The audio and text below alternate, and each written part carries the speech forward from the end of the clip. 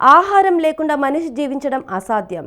ఒకవేళ పండగలకు ఉపవాస దీక్షల కోసమో అప్పుడప్పుడు ఆహారం తీసుకోకుండా అవస్థలు పడుతూనే ఒక్కరోజు కాలం వెల్లదీస్తాం. కానీ ఓ పెద్ద ఆయన గత 52 సంవత్సరాలుగా ఆహారం తీసుకోకుండా జీవిస్తున్నాడంటే నమ్ముతారా? నమ్మశక్యంగా లేదు కదా. అయితే ఈ స్టోరీ చూడండి.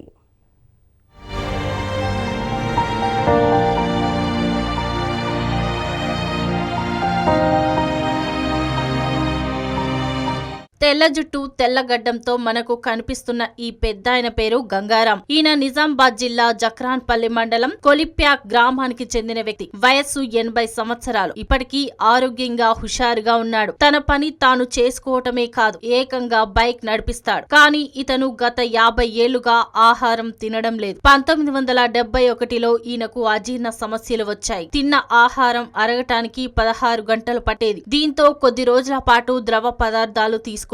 ఆ తర్వాత పూర్తిగా ఆహారం మానేసి ఉదయం సాయంకాలం పండ్లు పాలు తాగటం అలవాటు చేసుకున్నాడు. ఉదయం 6 గంటలకు సాయంకాలం 6 గంటలకు పండ్లు పాలు తీసుకుంటాడు.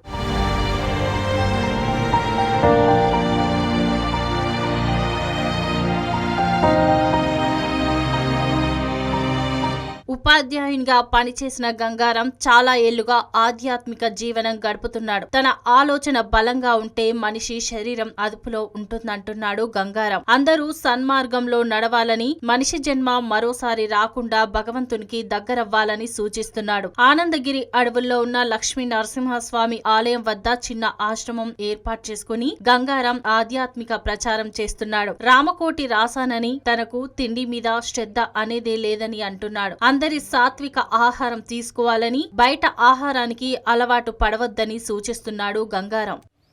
జంతువుల విధంగా అడవి జంతువులు ఏ విధంగా ఆరోగ్యంగా ఉండి మంచి గాలి స్వచ్ఛమైన గాలి తీసుకొని ఏ విధంగా ఆరోగ్యం తింటాయో అదేవిధంగా ఋషుల మునులు కూడా పండు పొలాలు తిని అది దివ్య జీవితం గడుపుతూ ఆరోగ్యంగా ఉంటారు. అదేవిధంగా నేను కూడా అన్నం మానేసి పండ్ల పొలాలను తిని ఆరోగ్యంగా ఉండాలా, మంచి భగవంతుని సాధన చేయాలి, ధ్యానం చేయాలని సంకల్పం పెట్టి ఇప్పుడు 50 సంవత్సరాలు అన్నం మానేసాను, పండ్లు పాలు తింటున్నాను.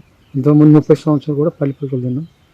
ఇప్పుడు సీజనబుల్గా ఏ పండు దొరికితే ఆ పండు తినుకుంటూ ఆరోగ్యంగా ఉన్నాను. ఇంతవరకు నాకు ఎటువంటి బీమార్ లేదు, బీపీ షుగర్ లేదు, మంచి ఆరోగ్యంగా ఉన్నాను.